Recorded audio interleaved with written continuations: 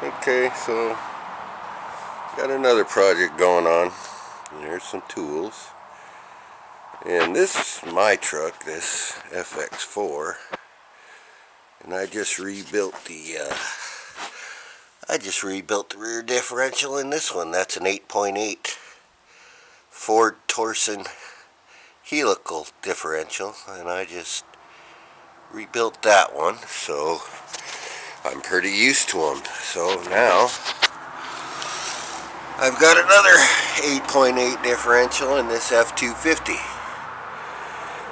and I got everything out. I didn't film that, but I've got the bearing races put back in, got it all cleaned up, and in the process I removed the brakes, took out the backing plate,